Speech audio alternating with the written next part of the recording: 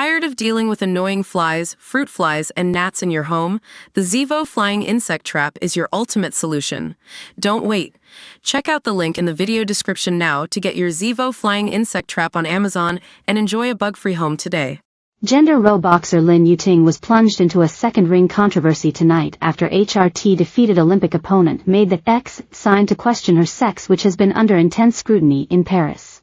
Yu-ting easily beat Turkey's Esra Yildiz, but made the double X sign with her index fingers just as the Taiwan-Bulgarian opponent had done in the previous bout. Yildiz appeared to be showing respect to Yu-ting by touching gloves and even holding the ring open for her as she climbed out of the ring. But married Yildiz was also seen making the X gesture with her fingers. Asked later why she had done this, she said, "No comment. Male chromosomes are designated by an X and a Y, while females have two X's." Yu-ting also left the Roland Garros arena without commenting on the incident, but thanked her opponent and fans back in her country. But the Olympics is poised to celebrate with two women boxers who were accused of being male who could now win golds.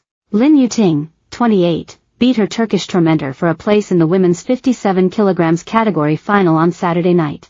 She joins Algeria's Imaine Khalif, 25, in Olympic boxing finals after both had to endure a storm of opposition to their involvement in the Paris Olympics. Yu-ting's progress tonight in going all the way to the final has delivered a major rebuff to her critics as well as those of Khalif who have fought their way towards gold amid Paris 2024's biggest controversies.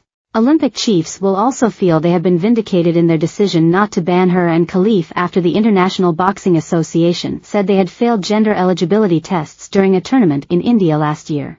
Tonight she let her boxing do the talking for her and against her opponent who stood 2 inches shorter.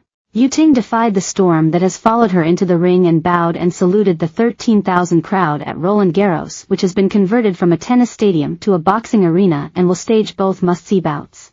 Khalif's box office appeal has led Olympic chiefs to place her fight with China's Liu Yang as the final bout on Friday night's bill to allow American and global TV audiences to tune in after a working day. Lin Yu-ting, 28, and Khalif, 25, were disqualified from last year's Women's World Championships having both failed key gender tests. Boxing fan Gilles Johan, 49, of Paris said, "This is fantastic for the Olympics.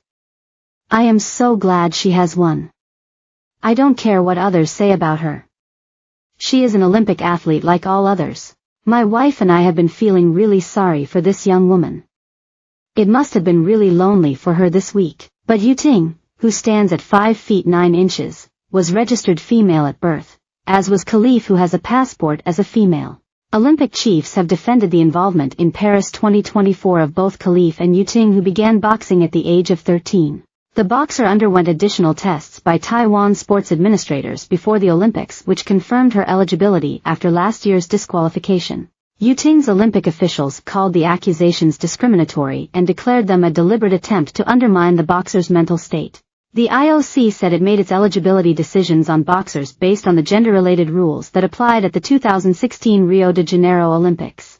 Several sports have updated their gender rules over the past 3 years, including World Aquatics, World Athletics, and the International Cycling Union.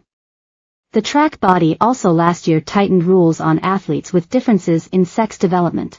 The IOC is in charge of boxing in Paris because it has revoked the Olympic status of the International Boxing Association following years of governance problems, a lack of financial transparency, and many perceived instances of corruption in judging and refereeing.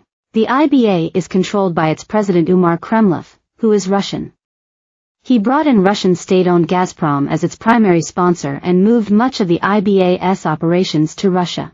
However, Olympic officials say the matter regarding the two boxers is a minefield, and that no forensic and unquestionable scientific evidence has been provided to prove both athletes were not women. IOC chief Bach said, "We are talking about women's boxing. We have two boxers who are born as a woman, who were raised as women, who have passport as women, who have competed for many years as WOM.